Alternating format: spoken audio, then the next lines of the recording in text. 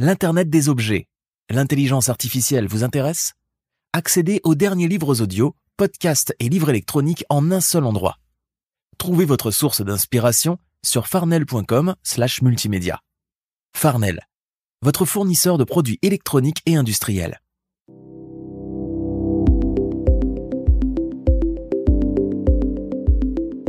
Bonjour, bonsoir, au microphone Bruno Guglielminetti. Très heureux de vous retrouver pour cette édition spéciale de Mon Carnet. C'est l'édition du vendredi 16 juin 2023. Et puis, j'en profite pour remercier le distributeur de produits électroniques Farnell, dont vous venez d'entendre la publicité, là, juste avant Mon Carnet. Si vous désirez en savoir plus sur ces services, fr.farnell.com.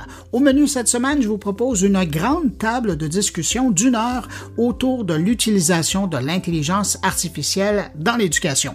Je dis grande parce que j'ai réuni autour d'une grande table sur la scène de l'amphithéâtre du pavillon principal de l'Université du Québec à Chicoutimi 9 conférenciers qui ont participé à la conférence organisée par le Carrefour de l'enseignement et de l'apprentissage de l'UQAC, une rencontre qui était autour du thème de l'intégrité académique et l'intelligence artificielle il y a un peu plus de 2 semaines.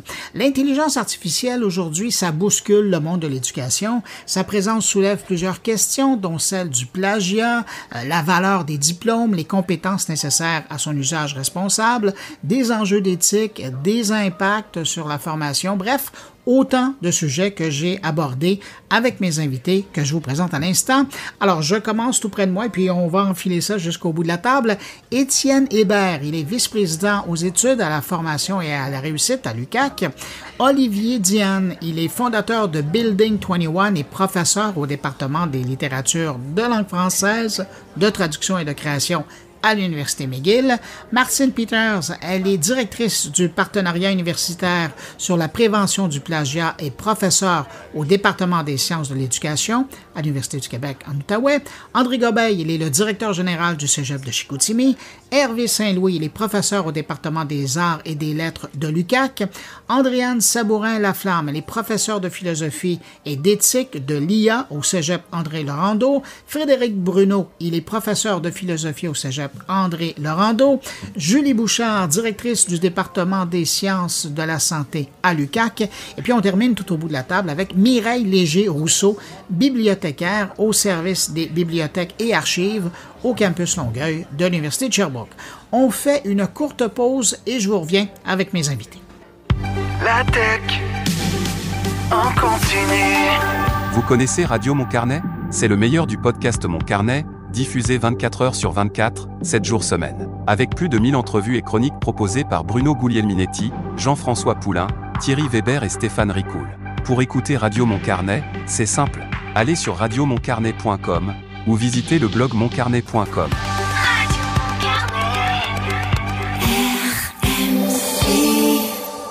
De retour au podcast Mon Carnet, en compagnie de Bruno Guglielminetti. Je vous souhaite la bienvenue à cette édition spéciale de Mon Carnet en direct de Saguenay. Très heureux d'être entre chez vous. Quel accueil j'ai eu et surtout quelle qualité d'intervenants on a eu droit aujourd'hui. Vous êtes tous réunis sur scène. J'aimerais revenir avec vous sur des points qui ont été soulevés pendant la journée et vous arrivez avec un bagage complètement différent. Il y a des gens qui sont sur le terrain, dans les classes. Il y en a d'autres qui sont de la recherche. Il y en a d'autres qui sont dans les services qui aident les enseignants, qui aident les étudiants. Vous avez donc tous une perception des enjeux et des défis qui sont bien différents, mais je trouve que ça représente bien les discussions qui ont lieu aujourd'hui. Première question, je vais l'adresser aux représentants du corps enseignant qui est à table, puis après, je vais tomber dans des questions plus générales parce que je ne l'ai pas entendu aborder dans la rencontre aujourd'hui. Si vous êtes professeur, levez la main. C'est ça, une bonne partie. Dans la dernière session qui vient de se terminer, dans la classe que vous enseignez, est-ce que les étudiants avaient le droit d'utiliser ChatGPT ou autre intelligence artificielle? Qui veut se lancer d'abord?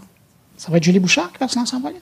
Alors, j'ai pas eu la chance, moi, d'enseigner des cours théoriques. On était dans des stages dans la dernière session, donc j'ai pas eu l'occasion de vérifier s'il y avait l'utilisation. Mais il y a quand même une question à se poser, même dans les stages, pour de la rédaction d'un rapport neuropsychologique, à savoir si les étudiants peuvent utiliser ou devraient utiliser ChatGPT dans ce contexte, étant donné que c'est un contexte professionnel aussi avec des données très importantes. Andréane, Frédéric, vous avez levé la main. Oui, moi, j'ai enseigné au Cégep André-Laurando la session dernière un cours en éthique de l'IA. Et j'ai choisi, dans le cadre de ce cours-là, de faire les travaux en classe cette session-ci, parce que bien humblement, je me sentais pas en ce moment outillée ou prête à les laisser travailler avec ChatGPT, sachant que le type de travail que je leur demande de faire habituellement, j'ai fait les tests par moi-même, puis j'ai réalisé assez rapidement qu'ils pouvaient sous-traiter leur travail à ChatGPT. Donc, c'est une posture, je dirais, qui est une posture de repli temporaire après les vacances de Noël où j'ai fait toutes sortes d'expériences avec la machine, mais en fait, j'ai réalisé que je pouvais tout simplement, soit il fallait que je change mes modalités d'évaluation, ou qu'on s'adapte. Mais c'est sûr que j'aurais trouvé ça très ironique que mes étudiants puissent utiliser ChatGPT pour faire un travail de session dans un cours en éthique de l'IA. Frédéric? Moi, j'enseignais le cours d'éthique au Cégep, là, qui est un des cours obligatoires. Donc, ça relève pas de ma décision, là, mais j'endosse la décision départementale. On a décidé de rapatrier l'évaluation finale en classe, papier-crayon, parce que début janvier, il fallait prendre une décision, puis comme le disait Andréane, probablement qu'il faut repenser les méthodes d'évaluation et la pédagogie, mais entre le 2 et le 10 janvier 2023, c'est un peu court, là, donc ça a été une situation de repli, mais c'est certainement pas la réponse finale à cette question-là, mais pour l'instant, c'est la décision qui avait été prise en département. C'est pas une réponse très intéressante, mais pour l'instant, c'est... Non, mais ça parle des enjeux qui sont soulevés. Comment vous répondez, Hervé? Donc, moi, ce que j'ai fait, c'est que, j'avais un examen que je devais faire à distance parce que j'étais en conférence. Donc, ils l'ont fait sur Moodle. Donc, j'ai permis de le faire à livre ouvert, mais l'examen était très difficile, même à livre ouvert. Donc, ils ont travaillé. Et le deuxième examen, lui, je l'ai fait en classe. Oui, moi, Martine Peters, Université du Québec en Outaouais, j'enseignais pas cet hiver. Par contre... Mais... Oui, c'est ça, vous avez tout compris, il y a un mec qui s'en vient. À l'automne, je donne un cours, je supervise un cours avec des étudiants de doctorat qui s'appelle « Littératie universitaire ». Et on est déjà dans la préparation de ce cours-là, où on va enseigner comment faire des bonnes invites. On va enseigner certains des logiciels qu'on vous a montrés aujourd'hui. Et donc, pour préparer, c'est des étudiants de première année, première session, futurs enseignants. Et donc, je vais certainement l'intégrer dans le cadre de mon cours. L'autre cours que je donne sur le doctorat, puis j'ose croire que mes étudiants n'iront pas s'en servir de cette façon-là, qui n'est pas intègre. Merci. Olivier Diens, Université McGill. En fait, j'avais une toute petite classe cette dernière session, donc ça s'appliquait pas vraiment, mais la dernière session, en fait, la session d'automne, je leur ai dit d'utiliser, c'était GPT-3. Je leur ai dit, utilisez, j'aurais montré ce que c'était. J'ai dit, utilisez-le, tant et aussi longtemps que vous m'en parliez, c'est-à-dire vous me le mettez clairement que vous l'avez utilisé dans le cadre du cours. Et j'ai eu l'impression, c'est une impression personnelle, évidemment, j'enseigne des cours de littérature, donc l'enjeu est moins grand qu'enseigner, par exemple, génie ou médecine, là, on s'entend. J'avais l'impression que leur dire, utilisez-le, ça m'intéresse, ça ouvre la porte à une utilisation créative et ça diminue les cas de plagiat, justement, parce qu'on le permet. Mais encore une fois, ça dépend des disciplines aussi, et je le comprends très bien, mais dans ma discipline, ça s'applique très, très bien. Là, la question s'adresse vraiment à tout le monde autour de la table. S'il y avait une action, ce serait quelle action au niveau du cégep, au niveau de l'université, qui devrait être posée dans le contexte aujourd'hui, considérant les enjeux qu'il y a autour de l'intelligence artificielle? S'il y a un geste qui devrait être fait. Je peux me permettre. André Gobet, je suis directeur général au cégep de Chicoutimi. Je pense que c'est de la connaissance. C'est de partager la connaissance de ce que c'est que l'intelligence artificielle, de ce que ça peut permettre, puis des limites, des opportunités, des possibilités. Vraiment commencer à le définir. Je pense qu'il faut plus laisser ça. On peut plus le laisser aller. C'est là, c'est présent. Il faut qu'on fasse face à ce défi-là comme organisation. Puis comme on a pu entendre ce matin, puis au cours des présentations de l'après-midi aussi, c'est un monde d'opportunités. Il faut qu'on soit habilité à pouvoir, je dirais, l'encadrer, le mettre en place dans nos institutions. En tout cas, pour moi, c'est ce que je pense. Étienne Hébert, je suis vice-recteur aux études ici. En fait, j'ajouterais au propos d'André en disant c'est la concertation. Effectivement, il y a la connaissance, mais c'est aussi la concertation des acteurs du milieu. Donc, mettre à profit les cégeps, les centres de services scolaires, les universités. À l'intérieur des universités, pour moi, il y a une énorme concertation à propos de l'IA pour bien réfléchir aux tenants et aux aboutissants. Afin de s'assurer que l'utilisation de tout ça est concertée, qu'on est capable de bien y répondre à tous les niveaux. Puis j'ajouterais sur ce qu'Étienne a amené. Une fois qu'on a fait de la concertation, de se doter d'un plan de match. Et dans le plan de match, moi, je veux assurément inviter nos collègues d'André Laurando pour donner une formation sur l'éthique en IA, et également Mme Peters pour nous parler aussi de comment se prémunir contre le plagiat, mais comment mieux utiliser l'IA dans un contexte pédagogique. Alors maintenant qu'on a entendu l'administration, moi je serais curieux de savoir, vous qui êtes sur le plancher là, avec les apprenants, qu'est-ce que vous feriez? Allez-y donc. C'est une très belle question. Je suis vraiment contente de pouvoir y répondre. Et je pense que, on l'a vu, ces outils-là arrivent à toute vitesse. On n'est pas prêt. Il faut qu'on se forme, les apprenants, les enseignants, comme je le disais tout à l'heure. Mais aussi, et ce qu'on voit dans nos différentes sphères d'activité, pas seulement en éducation, mais dans d'autres domaines comme la santé ou le droit, par exemple, c'est que ce qu'on voit émerger, c'est des cadres qui nous permettent d'évaluer ces outils-là pour pouvoir éviter les risques. Parce que les risques qui sont associés, même si le potentiel est extrêmement grand, puis je pense qu'on peut pas le nier non plus, il y a aussi des risques qui sont très bien documentés. Frédéric le disait, on parle de biais, on parle même à la limite de discrimination, d'atteinte à l'autonomie, par rapport à la sécurité des données, la gouvernance des données. On a une connaissance maintenant assez grande de ces risques-là, et je pense qu'on a une responsabilité en tant que collectivité, en tant que milieu académique, en tant qu'établissement d'enseignement supérieur, de s'assurer que l'intégration de ces outils-là dans nos établissements se fasse de manière cohérente avec la mission des établissements d'enseignement. Et je pense qu'il faut qu'on ait des ressources pour que dans les milieux de pratique, il y ait des cadres qui nous permettent d'analyser ces produits-là, qui nous viennent du milieu privé avec une logique qui obéit à l'économie de marché.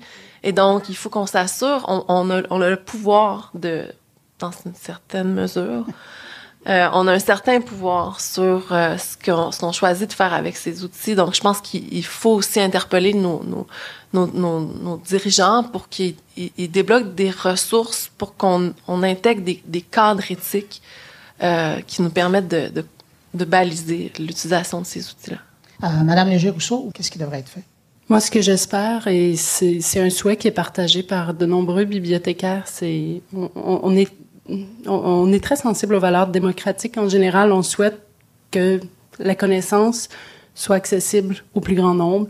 C'est un peu le rêve de la science ouverte. Donc, j'aimerais vraiment voir déjà former les futurs chercheurs le plus tôt possible, dès le bac, aux valeurs d'intégrité académique et scientifique. Donc, c'est les aspects méthodologiques, mais c'est aussi les accès à la littérature, pas juste par tout le monde. Je parle, par exemple, il y a une pression en ce moment avec ces nouvelles technologies-là. Il y a une pression sur les éditeurs pour rendre de plus en plus accessibles les grandes revues scientifiques en libre accès. Moi, c'est ce que je souhaite voir se développer.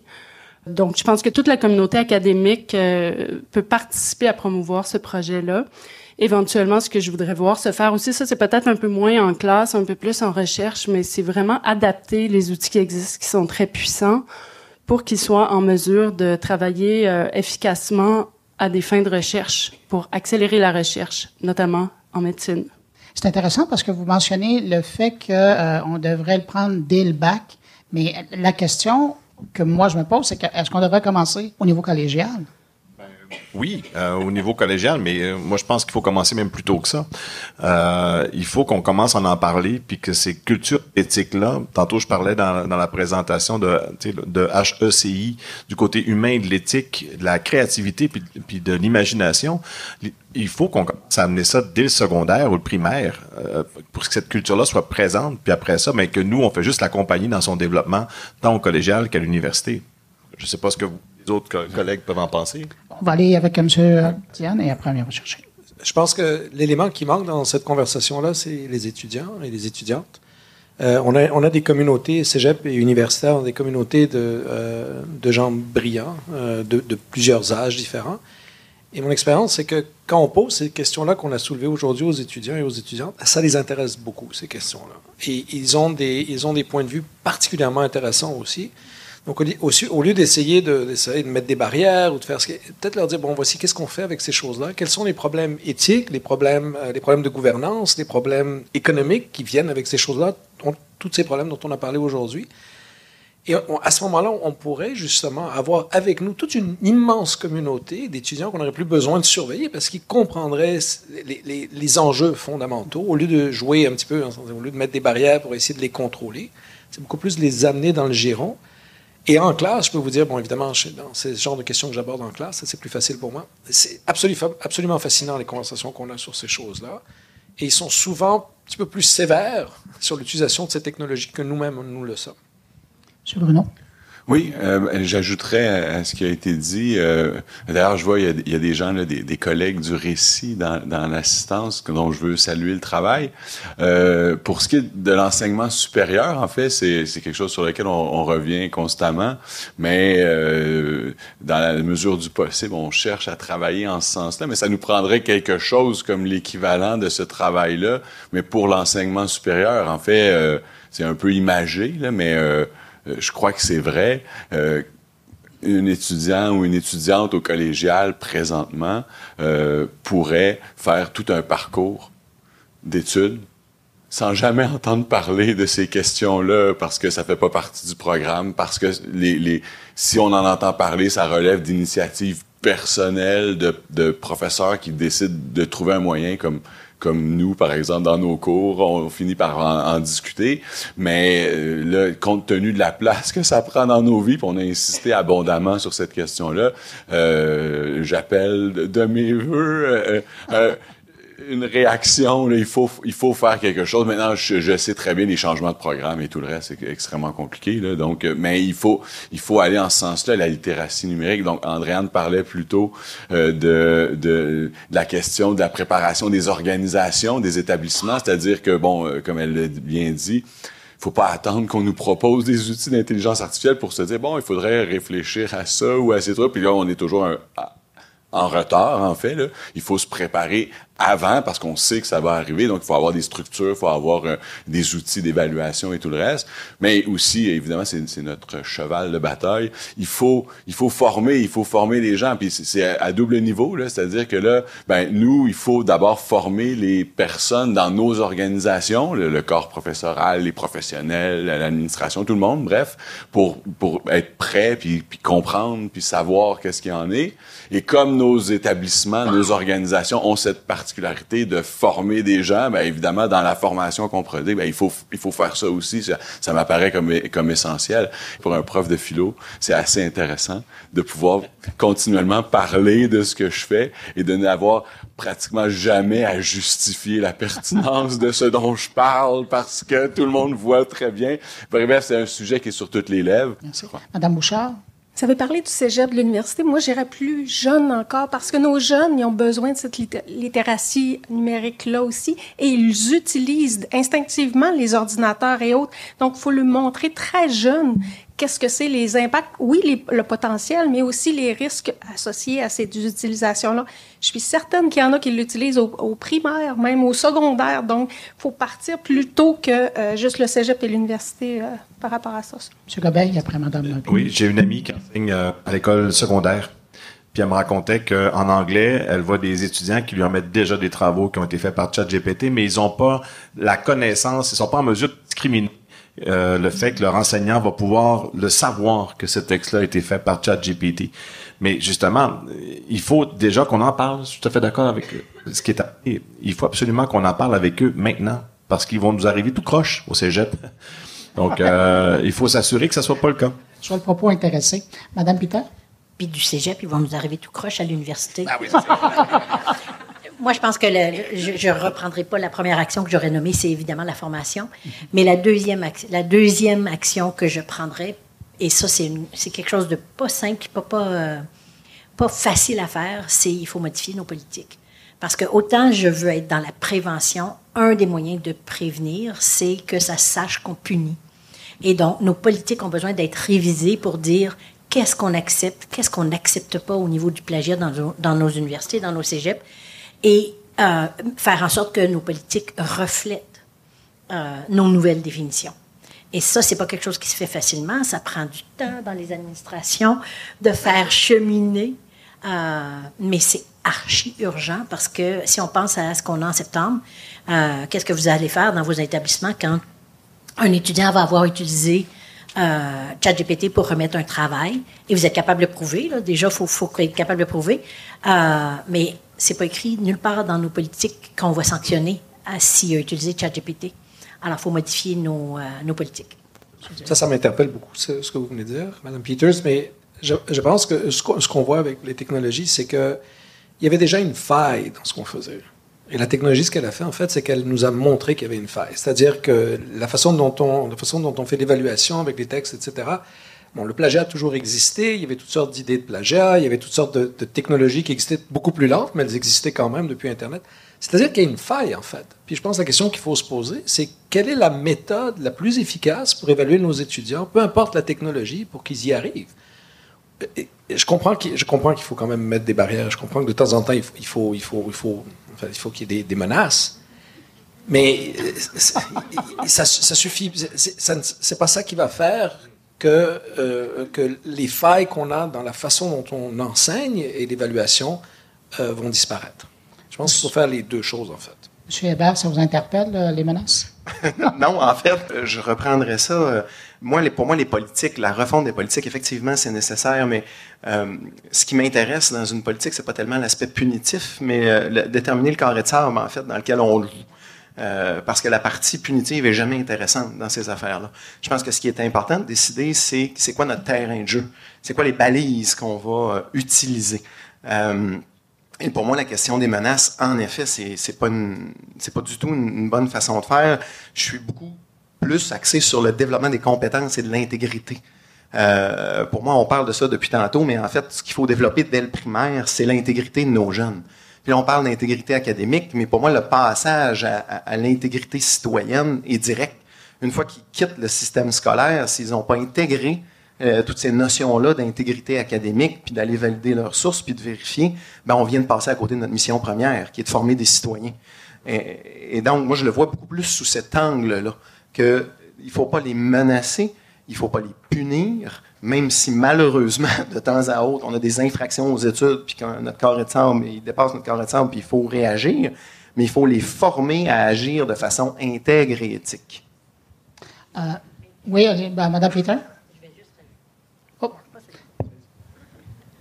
Mais ce que je veux rajouter, c'est que moi non plus, je ne suis pas dans la punition, au contraire, mais faut définir le carré de sable, et ça veut dire informer nos étudiants. Voici ce que vous avez droit, et voici où vous ne pouvez pas vous servir de ces outils-là de cette façon-là.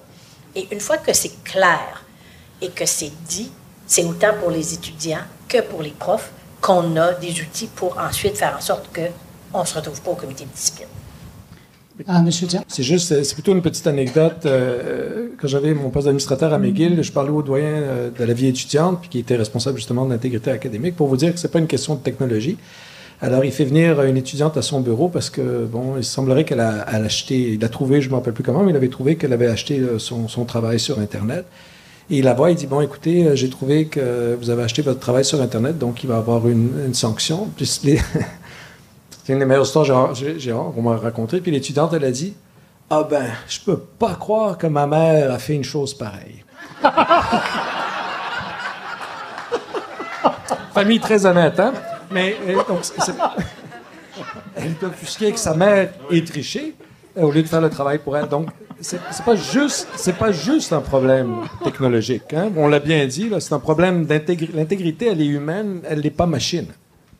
Monsieur Hébert, vous vouliez rajouter quelque chose? Juste pour compléter, et en fait, Mme Peters a évoqué l'intégrité chez nos enseignants aussi, et c'est tout à fait vrai, on peut bien vouloir l'enseigner, puis faire de nos étudiants des modèles d'intégrité, mais ça nous concerne aussi, comme professeurs, comme enseignants, d'avoir un comportement éthique et d'agir de cette façon-là. Et je pense que ça aussi, c'est quelque chose qu'il qu'il faut adresser. Parce que la question de ChatGPT, par exemple, avec des lettres de remerciement ou des lettres de recommandation, ça a commencé à émerger. Là. Et est-ce que c'est vraiment éthique? Mais la question se pose en ce qui me concerne. Je veux profiter de l'occasion pour avouer mon manque d'intégrité au ministère de la Famille. Je leur ai écrit une lettre d'appui pour un projet de CPE ici à l'université puis au cégep. Puis j'ai demandé à ChatGPT de la composer avec moi. C'est dit, je profite de cette tribune pour le dire en espérant que la sous-ministre ou le ministre puisse l'entendre et qu'elle accepte mes excuses. Faut t'avouer, t'as demi-pardonné, hein, c'est ce qu'on dit. Madame Sabourin-Laflamme, je vous vois depuis tout à l'heure prendre des notes, là. J'ai l'impression que ça vous interpelle. Bien, je réfléchis à voix haute parce que j'entends les discussions en lien avec l'adoption de politique, puis je pense évidemment qu'on va devoir le faire. Mais ça m'interpelle, puis ça me chicote depuis ce matin. J'ai un peu, je sais pas si cette crainte est justifiée ou pas. Mais ce que je comprends, c'est qu'on va devoir vraiment déterminer au cas par cas, dans chaque contexte vraiment spécifique, qu'est-ce qui est légitime et qu'est-ce qui est pas légitime. Et j'espère vraiment que nos directions vont avoir la lucidité de comprendre ça, puis parce que je comprends très bien aussi que parfois pour nos directions l'esprit d'équité est très important, mais parfois il y a une confusion entre l'équité puis l'uniformité. Sauf que dans ce contexte-là bien particulier, ça pourra pas être de cette façon-là qu'on fonctionne. Et donc, je pense qu'il va falloir qu'on sensibilise aussi nos directions à la nécessité de laisser toute l'autonomie professionnelle nécessaire aux professeurs pour qu'ils puissent eux-mêmes et elles-mêmes, dans leur contexte particulier, dans leur classe, puis peut-être que ça va être différent d'une classe à l'autre. Puis il va falloir qu'on accepte ça, qu'il y ait des décalages. Puis ça va peut-être être une discussion qui va être difficile. Oui, Madame Puter. Je pense qu'il va falloir mettre quelque chose dans nos politiques qui soit de formuler là, un peu selon l'étudiant va recevoir une sanction s'il contrevient à ce que le professeur a écrit dans les consignes de ce travail-là. Donc, en fonction, même pas d'un cours, mais des consignes du travail. Le principe du cas par cas. C'est vraiment, ça va être non seulement du cas par cas dans le cadre d'un cours, mais dans le cadre du travail même. Donc, vraiment, là, très, très spécifique, parce que autrement, tantôt, j'ai parlé des délaissage cognitif, bien, ça n'a plus de sens si on va punir les étudiants. Donc, c'est vraiment en fonction du travail qui a été déposé. Oui, Mme Mouchard? Oui, vous appelez ça le délaissage cognitif. En neurosciences, on appelle ça la surcharge cognitive aussi. Moi, je vais ramener... Les étudiants, ils vivent dans un environnement, on les forme pour travailler dans un environnement. Il faut aussi se questionner qu'est-ce qu'on veut mesurer. Est-ce que c'est juste des savoirs? Parce que présentement, les savoirs y ont accès. Mais c'est comment aller les chercher, comment vérifier que c'est les bons savoirs. Le savoir-faire, le savoir-être aussi, comment est-ce qu'on veut aller les mesurer? Dans les évaluations, il faut en tenir compte aussi. Parce que quand ils arrivent dans le milieu du travail, les savoirs, même s'ils les ont plus, ils savent comment aller les chercher. Fait que si on leur montre au moins comment aller les chercher les bonnes informations, pas se laisser influencer par tout ce qu'ils vont trouver sur Internet ou autre. Déjà, je pense qu'on a une partie du savoir, peu importe qu'est-ce qu'on va mesurer exactement, qui est développé à ce niveau-là. M. Bruno? Oui, en fait, je veux pas ouvrir la boîte de Pandore, là, mais je vais peut-être jouer un peu mon rôle de prof de philo. Là.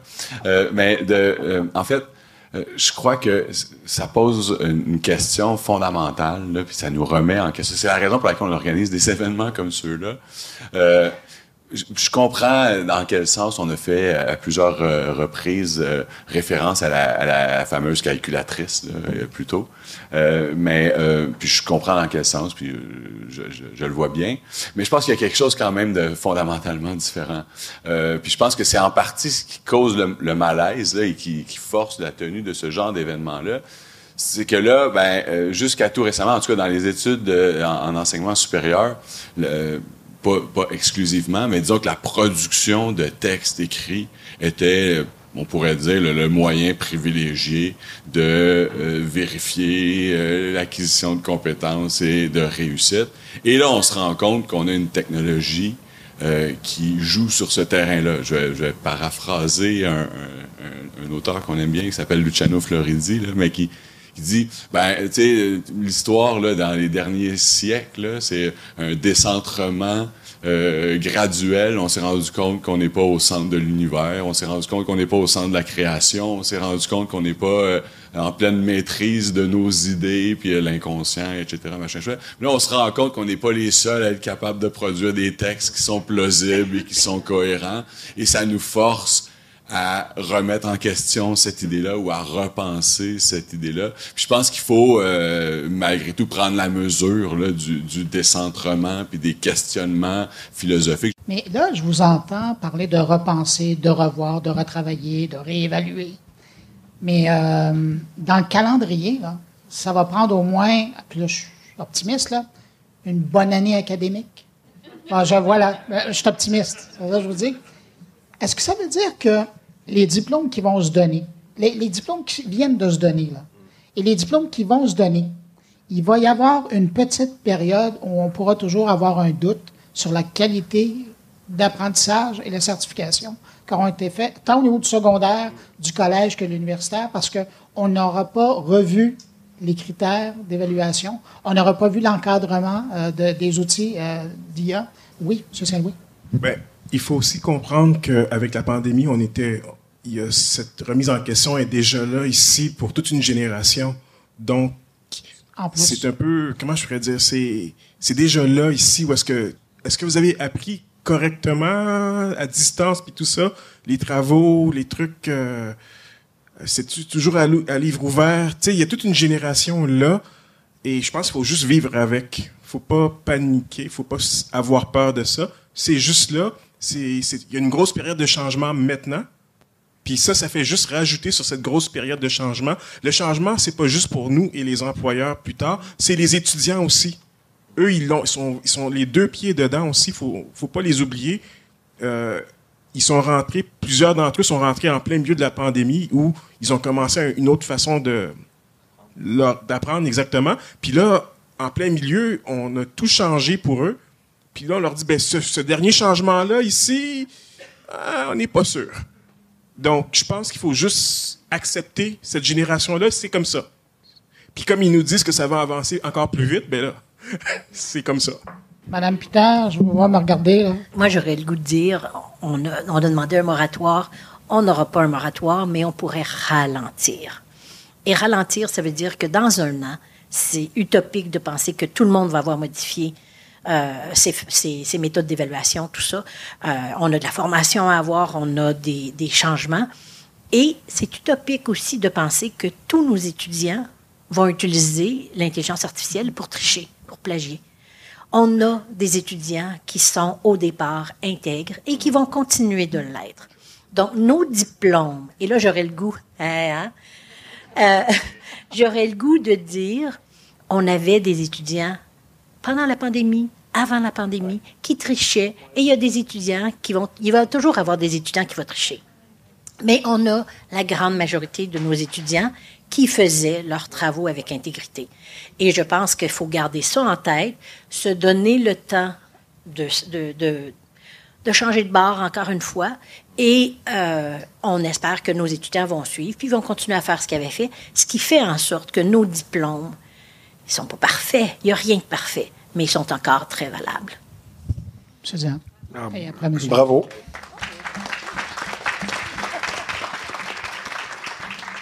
Moi, je dirais deux choses. D'abord, je suis complètement d'accord. Une chose dont j'aime bien parler, c'est que une chose dont on parle jamais, à peu près au Québec, en particulier si vous avez regardé le Journal de Montréal, c'est qu'on a un des meilleurs systèmes d'éducation au monde. Et ça, c'est clair. Si vous regardez où était le Québec en 1960 au rapport parents, où les Canadiens français, parce que c'était les Canadiens français à l'époque, avaient un niveau d'éducation qui était plus bas que les Noirs américains en 1960, où 70% de la population avait à peine une 7e année et 5% de la population à l'université. Et vous voyez où le Québec est rendu aujourd'hui. C'est un pays hautement éduqué, hautement démocratique, avec des grandes universités, etc. On a fait ça en 60 ans. On a parmi les meilleurs étudiants au monde au secondaire en sciences. Et je pourrais vous dire qu'à McGill, les étudiants qu'on recrute du cégep, on considère que c'est les meilleurs de tous ceux qu'on recrute. Donc, comme vous disiez, est-ce qu'il y a des hauts et des bas? Est-ce que tous nos diplômés sont parfaitement... Non, mais non, c'est un système d'éducation. Moi non plus, je ne pense pas que ça va changer. Mais j'ajouterais à cela que, vous parlez de moratoire, je pense que une des choses dangereuses à faire, c'est de tout arrêter et de gérer l'intelligence artificielle par la peur. Parce que ça risque d'être dangereux, parce qu'il y a des potentiels extraordinaires avec cette technologie, extraordinaire. Ça peut ouvrir des horizons extraordinaires. Puis un peu plus tôt, on parlait justement, vous avez mentionné l'atome. Hein, il y a eu la peur de l'atome, et aujourd'hui, on pourrait longuement discuter, mais aujourd'hui, on regrette un peu de ne pas avoir développé plus de centrales nucléaires, hein, parce qu'au niveau de l'environnement, c'est comme, oups, tout d'un coup, ça semble être peut-être une solution pour l'énergie. Alors, ralentir, oui, faire attention, oui, mais surtout pas être basé sur la peur et prendre des décisions fondées sur la peur et la crainte et de mettre des cadenas partout. Parce qu'à ce moment-là, on va perdre quelque chose qui pourrait nous amener à des endroits extraordinaires pour l'humanité. Vraiment, sincèrement, résoudre des problèmes comme les problèmes d'environnement qu'on a, les problèmes de santé mentale, tous ces problèmes qui nous dépassent, on a une possibilité peut-être d'avoir une solution en utilisant ces technologies de la bonne façon. M. Hébert? Je suis tout à fait d'accord avec ce que Mme Peters et M. Dienne viennent de dire. Or, c'est utopique de penser qu'on va tout changer dans la prochaine année. C'est impossible. Ça relève d'un monde de licorne. Or, il y a une flexibilité qui est déjà présente dans nos établissements. Et cette flexibilité-là permet beaucoup de choses déjà. Hein, on parlait tout à l'heure du cas par cas puis de solutions individualisées, mais je pense que c'est exactement là qu'il faut que nos politiques aillent. Le mur à mur, ça va être, à mon avis, une catastrophe. Et peut-être, en fait, que ce qu'il faut faire dans les prochaines années, les prochaines années, c'est d'abord accuser le coup. Il nous est arrivé ça, là. On n'arrêtera pas le progrès, là. On n'arrêtera pas, c'est là. Puis la solution, elle va être dans la réflexion, dans l'innovation, dans changer peut-être un petit peu l'angle de nos modèles pour faire de nos étudiants des citoyens intègres, mais pas tant que ça. Et en accusant le coup, ce qu'on fait aussi, c'est qu'on se donne la chance de pouvoir inclure les étudiants dans cette réflexion-là. Ils sont au premier chef, ils sont concernés au premier chef, là. C'est eux qui sont là, c'est eux qui ont l'occasion d'utiliser ces technologies-là, c'est eux qui ont l'occasion de faire ces changements-là. Et donc, accusons le coup, mettons-les à profit, et je suis pas sûr qu'on arrête en faisant ça, on ralentit, je suis même pas sûr qu'on ralentit. En fait, ce qu'on se dit, c'est là. OK. Comment on avance à travers ça maintenant? Monsieur Bruno? Oui, ben je voulais simplement ajouter, il y en a été question d'ailleurs dans les présentations le plus tôt aujourd'hui. Je crois que la question que vous posiez face à l'incertitude qui est générée par cet outil-là, qu'est-ce qui arrive? Mais je pense que une partie de la réponse, c'est aussi que cette incertitude-là, qui a jamais été, on part pas d'une certitude pour aller dans l'incertitude qui a toujours été là. Il faut aussi apprendre à vivre avec, puis à faire la paix avec cette incertitude. Il y aura pas une nouvelle certitude qui va venir la remplacer. Il y en a probablement jamais eu de toute façon non plus. Il faut agir intelligemment dans cette incertitude, puis je pense que là, c'est ce dont on parle, c'est-à-dire qu'il faut regarder les choses, il faut y réfléchir, puis ça ne veut pas dire, à mon avis, de tout accepter. Est-ce que vous vouliez rajouter quelque chose, M. Gabet? C'est vraiment intéressant de parler d'incertitude, puis aussi de parler d'erreurs. Dans ce contexte-là, il va falloir qu'on se donne le droit de faire des erreurs. C'est pour ça qu'on ne pourra pas faire ça en un an. On va faire des erreurs, puis il va falloir qu'on ait l'humilité d'accepter qu'on a fait une erreur et de se corriger. Et on va avancer comme ça. Puis collectivement, c'est ce que je souhaite. Puis tout à l'heure, M. Dien, c'est vous qui l'avez amené. Moi, je rêve d'avoir une salle comme celle-là qu'on a aujourd'hui, mais avec les étudiants. Qu'on le fasse ensemble, cette démarche-là, parce que c'est les grands absents de la rencontre qu'on a aujourd'hui. Il va falloir qu'on agrandisse nos auditoriums pour pouvoir justement les intégrer, puis les inclure dans cette réflexion-là qui est majeure pour eux, puis qui est majeure pour la société de demain aussi. C'est ce que je pense. Je vous remercie. Vous me donnez une idée du prochain panel que je vais faire. Ça va être avec des jeunes étudiants. Je reviens, M. Hébert, sur un truc que vous disiez. Vous parliez de la flexibilité des institutions. C'est vrai au cégep, c'est vrai à l'université. Mais on vit quand même pas dans un monde virtuel. Là. La semaine dernière, il y avait la ministre de l'Enseignement supérieur qui convoquait presque les États généraux sur la question, voulait faire le point. Quelque part, voulait envoyer le message qu'il y avait des choses à faire. Et moi, la semaine dernière, sur mon carnet, je l'ai interviewé. Et elle disait que c'était important que les institutions elles-mêmes aient une réflexion sur la chose. C'était parce que vous étiez les premiers sur la ligne, là. Mais on sentait bien qu'il y aurait de l'aide et peut-être un peu d'encadrement ou d'outils. Je mesure les mots, je ne veux pas le citer, là, mais qui serait apporté. Alors, c'est dans ce contexte-là où je me dis, là, on part du principe de Mme Peter, qui dit que c'est du cas, par travail, puis on se retrouve avec un ministère et des fonctionnaires qui diraient peut-être qu'il y a des lignes à tracer. Comment vous vous placez? J'aborderai peut-être les gestionnaires d'abord, puis après voir le corps enseignant et les gens du support. Comment ça? Je peux faire un pêche-à-coucha là-dessus, hein, si vous voulez. On va prendre 2 minutes. Ça va être très intense. Mais blagues à part, je pense que dans les recherches que je faisais pour préparer mon pêche-à-coucha, je voyais beaucoup de choses qui parlaient de l'importance de l'encadrement, puis des lois, puis dans le fond, des gouvernements qu'on élit. Puis actuellement, je pense que le gouvernement, il va falloir qu'il y ait une réflexion profonde sur l'argent qui est à investir en éducation puis en enseignement. Plutôt qu'investir sur un potentiel troisième lien ou d'autres choses, je pense qu'il faudrait qu'on investisse dans les têtes bien faites. Et ça, c'est notre rôle à nous. Puis je vais toujours le défendre. Ça fait plus de 25 ans que je suis dans le milieu de l'enseignement supérieur. Puis on est vraiment dans la débrouille.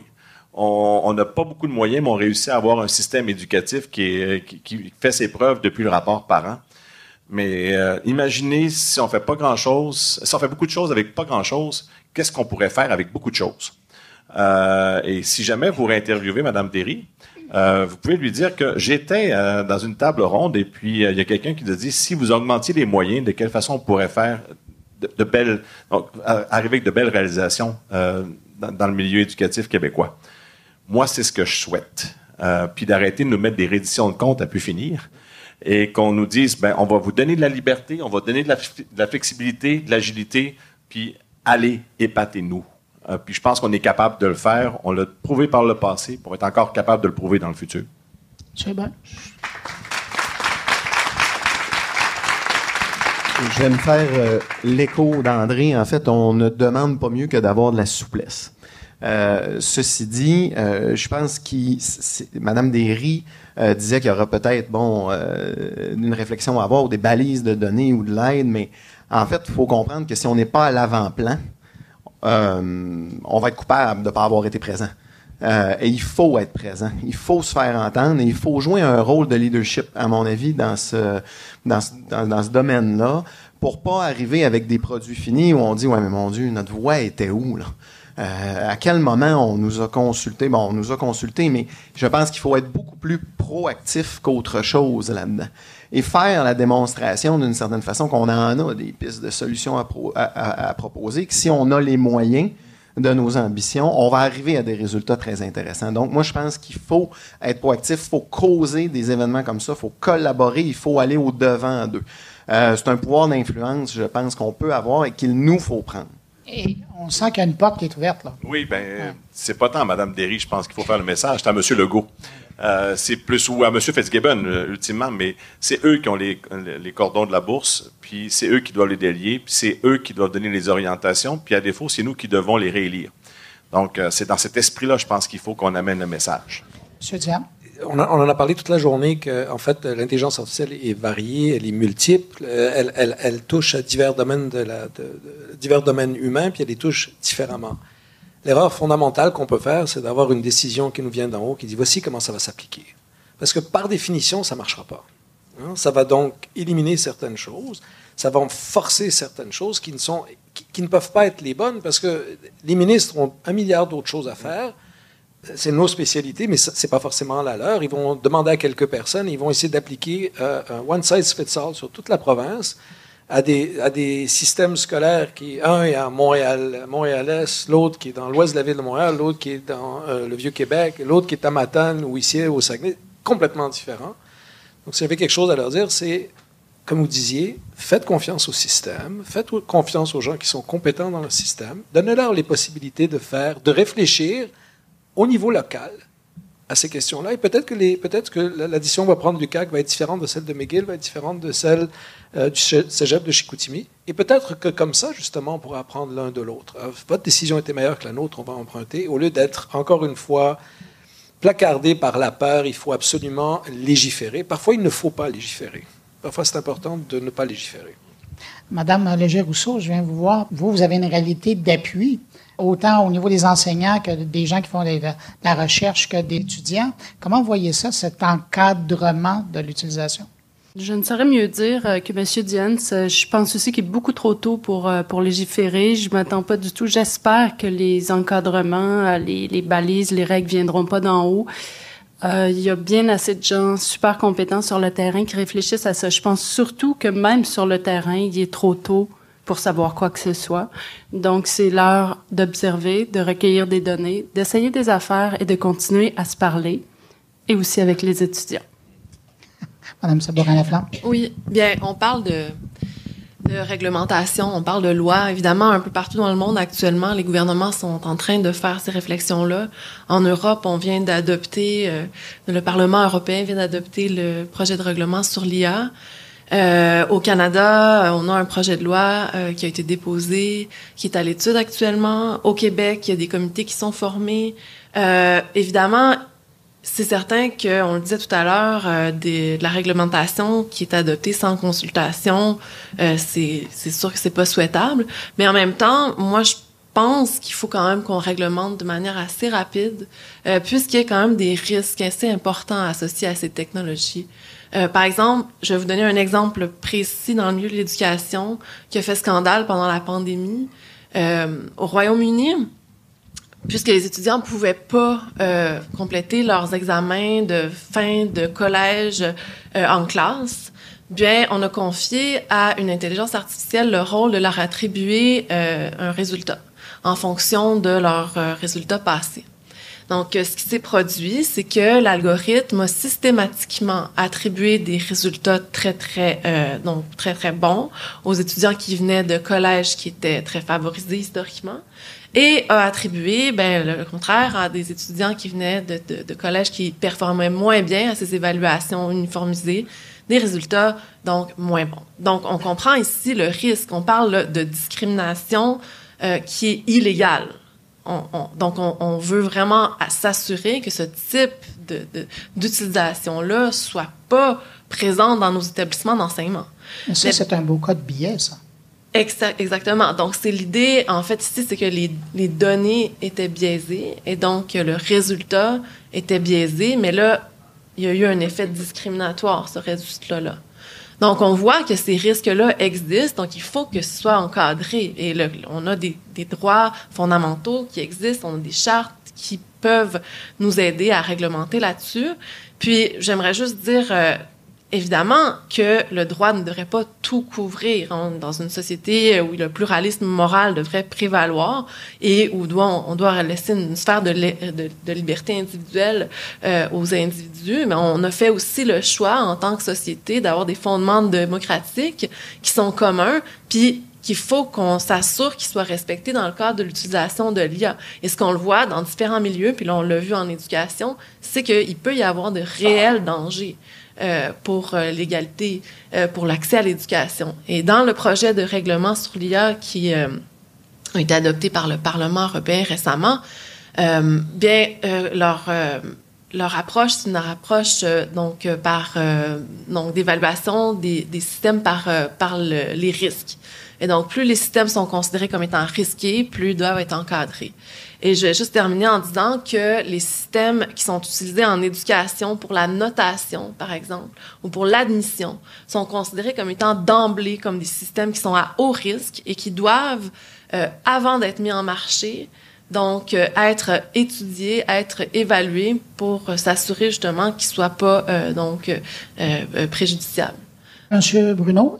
Oui, mais je voulais simplement ajouter dans le même sens. C'est qu'en fait, je pense qu'entre ces deux idées-là, il n'y a pas nécessairement d'opposition, parce que dans un sens, ce qu'on veut ce qu'on pourrait vouloir d'une législation, c'est d'offrir des balises larges, qui permettent d'éviter ce genre de problème ou ce genre de risque.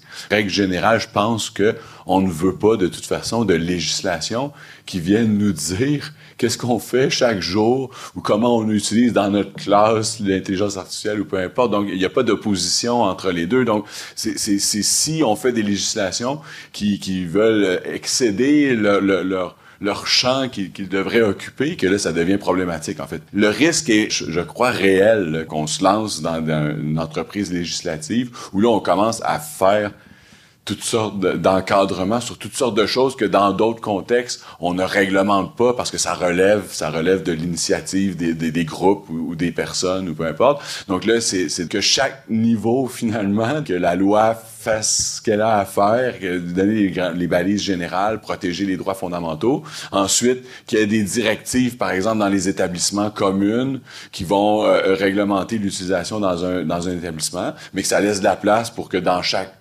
classe, il reste du jeu, il reste de la place pour que les professeurs puissent décider soit de le permettre ou non selon le contexte d'enseignement. Donc, ça fait partie de ce dont on doit discuter, ça fait partie aussi d'agir intelligemment, là, comme je disais tantôt, par rapport à ça, puis de pas finalement vouloir tout régler avec une loi. Ce serait probablement impossible de toute façon. Puis ensuite, ce serait nuisible, ce serait... Madame Bouchard? Je rajouterais juste cet espace-là, au-delà de ce que la loi prescrit ou interdit, c'est l'espace de la réflexion éthique qui, comme on l'a présenté tout à l'heure, est autonome, est réflexive. C'est pas un champ qui relève de l'hétéronomie, c'est qu'on peut se donner à soi-même ses propres lois. Et donc, ses propres règles de conduite. Et je pense que c'est dans cet esprit-là qu'on doit aussi amorcer la discussion dans nos collèges, c'est qu'il doit y avoir une réflexion collective, là, au-delà de ce que prescrit ou interdit la loi. Puis c'est une réflexion de nature fondamentalement éthique, à mon avis. Là, je vous amène faire de la prospective. J'aime ça regarder en avant. Il y a 1 an, on n'aurait probablement pas eu cette discussion-là sur comment on doit encadrer l'utilisation de l'intelligence artificielle. Mais là, 1 an plus tard, on est là. Vous n'êtes pas sans savoir que la semaine dernière, il y a Neuralink a eu donc la certification, la permission, le feu vert du FDA, le Food and Drugs Administration aux États-Unis, pour tester la petite puce qui sera installée dans le cerveau d'une personne qui veut servir de testeur. Donc, on va lui installer une petite puce et on verra. Alors, si on fait de la projection, parce qu'aujourd'hui, on parle, c'est neuf là, comme sujet, on parle de l'intelligence artificielle, des outils qui sont à l'extérieur, qu'on télécharge maintenant sur notre téléphone pour les utiliser. Mais dans 5 ans, on jase, là. Dans 5 ans, quand vous aurez des étudiants qui vont rentrer, je parle d'étudiants, mais ça pourrait être les professeurs, là, mais vous allez avoir des étudiants qui vont rentrer dans vos classes et qui vont avoir d'intégrer, on ne sait même pas si ça, on devra le divulguer ou pas, mais qu'ils auront une petite puce d'intégrer au cerveau. Comment on va bouger avec ça, M. Saint-Louis? Bien, la question que vous posez, c'est un exercice que je fais avec les étudiants chaque année dans un de mes cours où je leur pose la question. Qu'est-ce qu'ils vous disent? De ne pas me donner les raisons contre, de me donner les raisons pourquoi on devrait mettre la puce sur eux.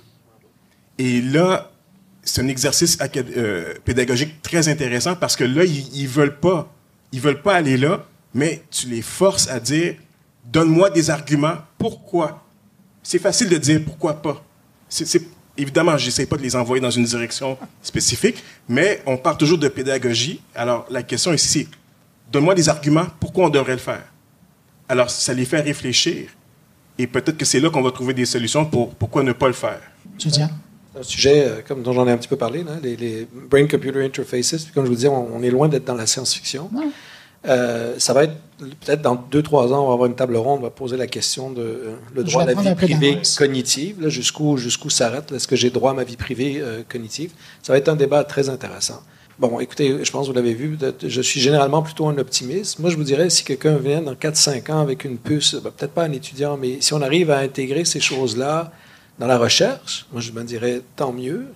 On va peut-être trouver vraiment des solutions à des problèmes qui nous semblent insolubles aujourd'hui. Hein? Et on va peut-être, au-delà de la question qui va se poser de la question de l'humain, qu'est-ce qu'un être humain quand on va être fusionné avec les machines, mais c'est une question qu'on peut déjà se poser, puisque j'en parlais un peu plus tôt, Par exemple, on est déjà fusionné avec l'électricité. Il est impossible pour nous de vivre sans électricité. On n'a plus d'eau, on n'a plus de pétrole, on n'a plus de nourriture, on n'a plus rien. En 25 ans, donc disons 94, le premier browser, Netscape, on a vu une image de Netscape aujourd'hui, c'était très sympa. Donc le premier furteur en 94, Netscape, en 30 ans, on a fusionné Internet. Plus possible aujourd'hui de vivre sans Internet. Absolument, il n'y a plus possible, tout est passé sur Internet. On fusionne déjà avec nos technologies, on le fait depuis des milliers d'années. On a fusionné avec le langage, etc. Si ça amène l'humanité justement à découvrir des choses encore plus intéressantes, à créer un monde encore plus juste, pourquoi pas? Donc, je pensais plutôt, ce qui nous fait peur, en fait, je pense, en arrière de ça, c'est tout le système économique qui aurait potentiellement en arrière de ça, c'est l'injustice de qui aurait accès et n'aurait pas accès à ça. Mais ça, ce sont des questions économiques et politiques qui s'opposent toujours avec l'être humain. Elles sont, d'après moi, relativement indépendantes de la technologie. M. Saint-Louis? Quand je parlais plutôt de déterminisme technologique, c'est qu'on pense tout le temps que la technologie va aller dans une direction en particulier. Encore une fois, c'est un exemple que j'utilise souvent dans mes cours.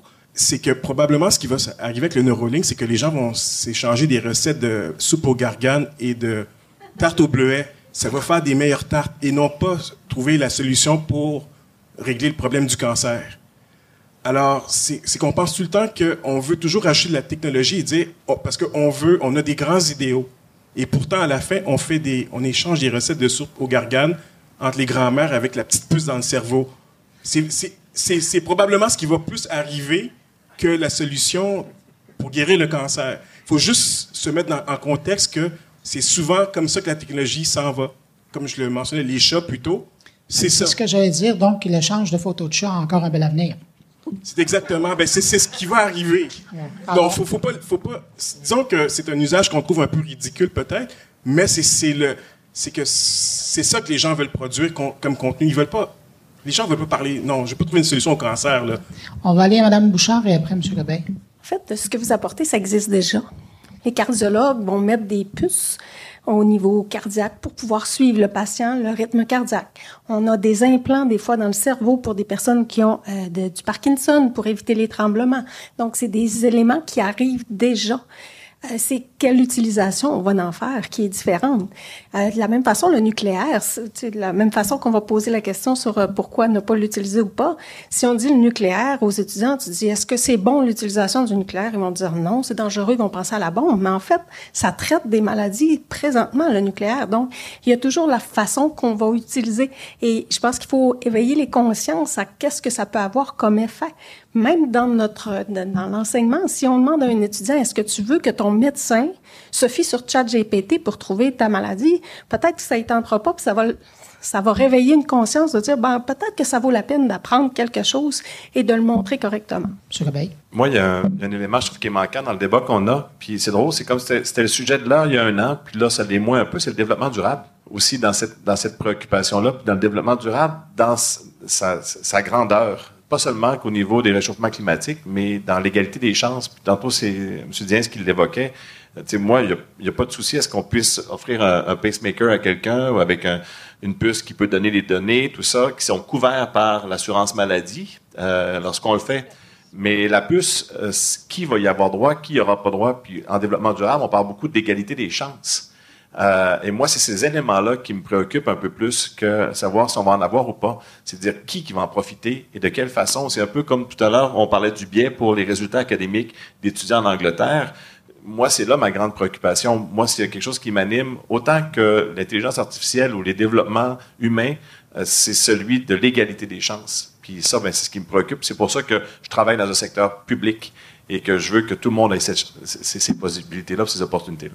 Madame Bouchard. Moi, je vais juste dire que présentement, la technologie, ça nous aide déjà pour ça. Quand on voit le nombre d'étudiants qui avaient des difficultés à l'école, qui avaient de la dyslexie, tous les outils qui sont mis à leur disposition présentement qui leur permettent d'avoir un accès plus grand à l'éducation, à l'enseignement qu'on peut donner, déjà, je pense qu'on a déjà un pas de fait. Il faut juste continuer dans la bonne direction. M. Evans. Toute cette intégration-là, puis l'égalité des chances, le développement durable, les photos de chats, la soupe aux gourganes. En fait, ce qui me fait réagir beaucoup, moi, c'est les photos de chats. Pas que j'aime ça. En fait, c'est que je me fais toujours la même réflexion dans ma tête, c'est le prix de l'éducation. C'est le prix des inégalités sociales. Il y a peut-être du monde qui ont le droit d'aimer les photos de chats, là. J'ai moi-même des chats.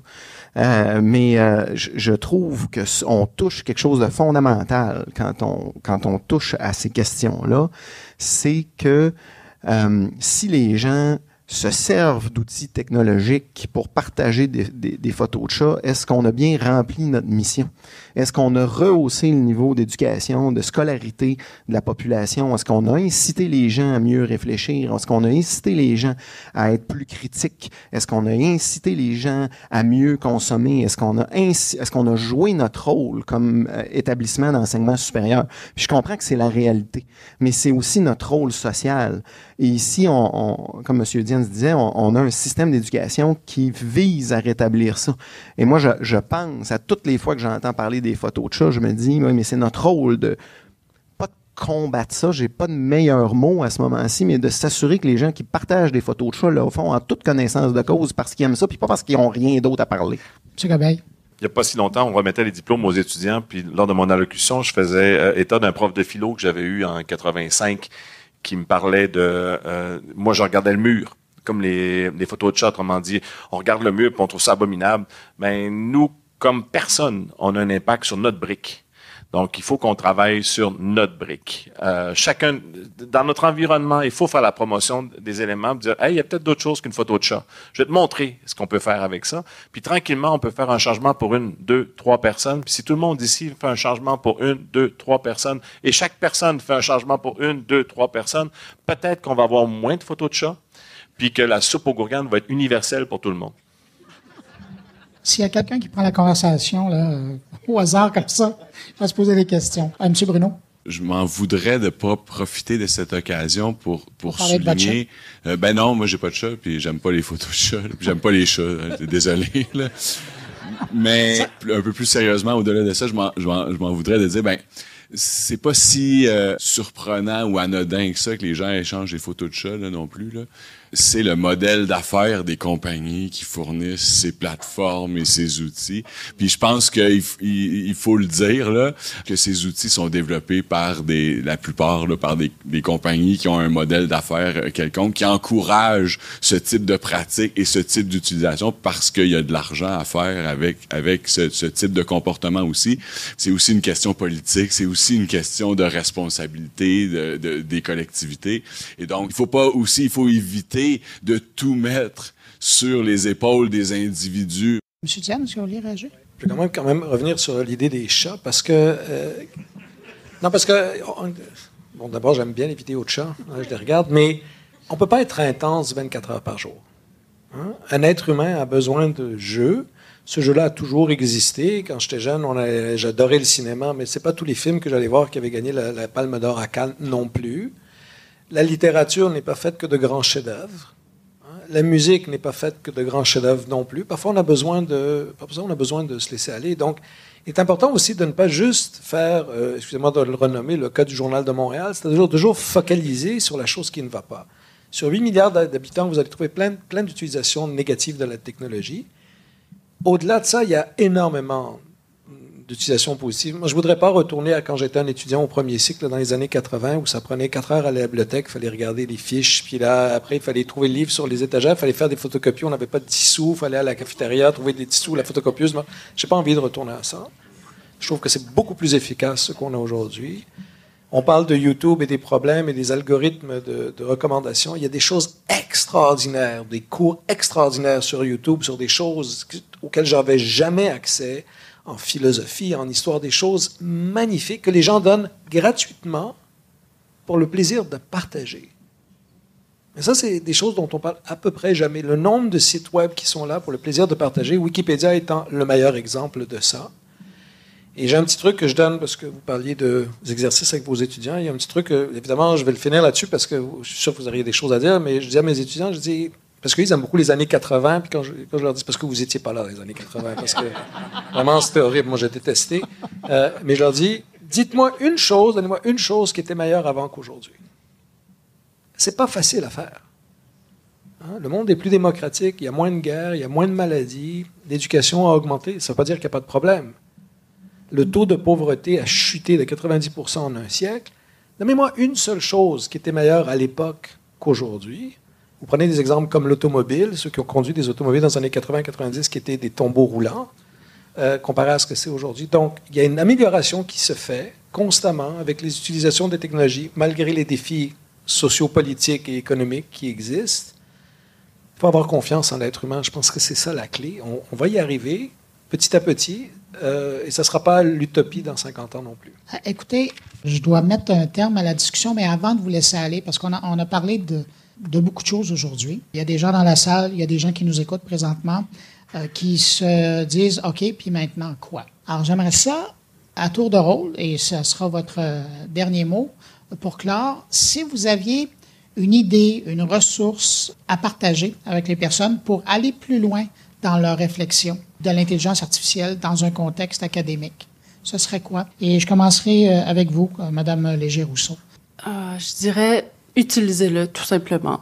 Le plus possible, expérimentez-le, découvrez, et ensuite, on réfléchira aux limites qu'il faut poser en raison de tous les dangers, tous les risques éthiques qu'on a évoqués ce soir, mais commençons par explorer et découvrir. Madame Bouchard? J'irai un peu dans le même sens. Se permettre de penser qu'il y a des utilisations positives, puis comment est-ce qu'on peut y arriver? Monsieur Bruno? Je suis tout à fait d'accord. Quand on peut faire des utilisations judicieuses de l'intelligence artificielle, puis que c'est possible techniquement, il y a un problème éthique à ne pas l'utiliser, parce qu'en réalité, si on peut améliorer l'accessibilité aux études, si on peut guérir des cancers, etc., puis que c'est techniquement possible de ne pas le faire, c'est un problème. Mais travaillons collectivement, intelligemment, pour pas se garrocher, mais réfléchir. Madame Sabourin-Laflamme? Bien, j'ai essayé d'ajouter un élément différent. Parfois, j'ai l'impression qu'on a tendance à penser que les technologies se développent de manière autonome et unilinéaire. Je pense que on a un exercice collectif à faire pour prendre conscience aussi du fait que les technologies sont politiques, font partie d'un espace de discussion démocratique. Et je pense que si on était capable d'amorcer une discussion démocratique sur le développement de ces technologies, au lieu de penser qu'en fait, on est tout simplement assujetti à quelque chose qu'on ne peut pas du tout contrôler, je pense qu'il y a un travail à faire de réflexion sur la redémocratisation de la technologie. Monsieur Saint-Louis? Je dirais de pas avoir peur des technologies sans tomber dans l'utopie. Monsieur Gobeil? Moi, être champ gauche. Soyez encore plus humain. Allez prendre une marche. Sortez du papier de construction. Amusez-vous avec de la colprite. Mais soyons humains encore plus avec des amis. Parce que, veux pas, l'intelligence artificielle, elle va avancer. Elle va évoluer. Mais nous, justement, en contrepoids, il faut qu'on soit de plus en plus humains. Moi, c'est ça que je proposerais à tout le monde ici. Ça vous tente, là? On a des papiers de construction, des ciseaux disponibles au cégep. Ça fait plaisir de vous en passer. Ils ont des rénaux à faire aussi, au cas où. Madame Pitert? Moi, je vais combiner un peu les deux. Donc, allez-y, amusez-vous, mais collaborez. Jouez au domino. Par exemple, vous trouvez quelque chose de fascinant, d'intéressant ou d'horrible, parlez-en. Parlez-en entre vous. Donc, gardez ce côté humain-là, parce qu'on ne peut pas tout faire tout seul. Et donc, de se former avec d'autres qui travaillent dans notre discipline, puis pas juste dans notre institution, un peu partout. Ça va vous donner l'occasion de travailler mieux, plus rapidement, puis humainement. Monsieur Diane? Moi, je trouve que les questions qu'on a abordées aujourd'hui, je les trouve absolument fantastiques. Moi, je trouve ça absolument trippant, ce qu'on fait. Toutes ces questions sur l'être humain, l'éthique, je trouve ça c'est un plaisir intellectuel pour moi qui ne cesse pas. Et en fait, ce que je dirais comme conseil, c'est, comme vous l'avez dit, il faut explorer avec plaisir et non pas fonder sur la peur. Je pense que c'est vraiment... Il y a un plaisir à ces questions-là, elles sont extraordinaires. Qu'est-ce que l'être humain? Qu'est-ce que la valeur ajoutée de l'éducation? C'est des questions extraordinairement intéressantes. Il ne faut pas avoir peur, en fait, de ces choses-là. Monsieur Hébert? Moi, je dirais, ayez une attitude ouverte. On a parlé beaucoup des craintes, des peurs qu'on a, mais je pense que la position d'ouverture, d'accueil, d'être en grande ouverture face à ces développements-là, de les parce que j'avais comme première idée la réflexion, mais elle a été très rapidement avancée. Comment on réfléchit? Il faut d'abord écouter, il faut d'abord être ouvert, il faut d'abord laisser tomber nos propres préjugés. Il faut d'abord adopter une attitude qui est ouverte et intègre aussi par rapport à ce qui est en train de se produire. Première chose. Et la deuxième chose, je rebondis sur l'humanité. Mais pour moi, l'humanité, c'est aussi notre capacité à accepter le fait que tout est incertain. Et que on peut pas vivre dans un monde de certitude. Un monde de certitude, c'est un monde, je pense, qui nous encarcane, qui nous brime, qui nous cause préjudice. Je pense que notre humanité, c'est notre capacité à tolérer l'incertitude que tous ces changements-là provoquent. Et c'est ce qui, ultimement, fera qu'on sera en mesure de s'y adapter, puis en mesure de mieux la développer, qu'elle contribue mieux à notre société. Ce sera sur ce mot que nous terminerons ce panel. Merci à vous tous d'avoir participé. Merci à vous d'avoir été là dans la salle. Ben voilà, c'est ainsi que se termine cette édition spéciale de Mon Carnet. Merci à mes invités sur la scène de l'amphithéâtre du pavillon principal de l'Université du Québec à Chicoutimi pour leur participation à cette discussion fort intéressante. Merci aux gens qui étaient dans la salle, c'était plein. Merci de votre participation. Et puis merci aussi à l'organisateur de cette journée, le professeur Patrick Giroux, qui a rendu possible l'enregistrement de cette discussion. Et puis merci évidemment à l'équipe technique de l'UQAC pour cette captation. Je suis persuadé que cette heure de discussion vous a aidé dans votre réflexion sur la place de l'intelligence artificielle dans le monde de l'éducation, et ce, du primaire jusqu'au postdoc. Quant à moi, je vous donne rendez-vous vendredi prochain pour une édition régulière de Mon Carnet. On parlera avec Martin Pelletier de Novipro des résultats de leur étude annuelle sur le portrait des TI au Canada. On va également parler avec le patron d'une start-up française qui veut simplifier la vie des entreprises avec des processus d'automatisation des communications. Et puis, Jean-François Poulain va être là pour nous parler UX. De sa belle Suisse natale, Thierry Aubert sera avec nous pour partager avec nous ses réflexions numérique. Et puis également, Catherine Dupont-Gagnon sera là pour nous parler cybersécurité. D'ici là, je vous souhaite une bonne semaine et surtout, portez-vous bien.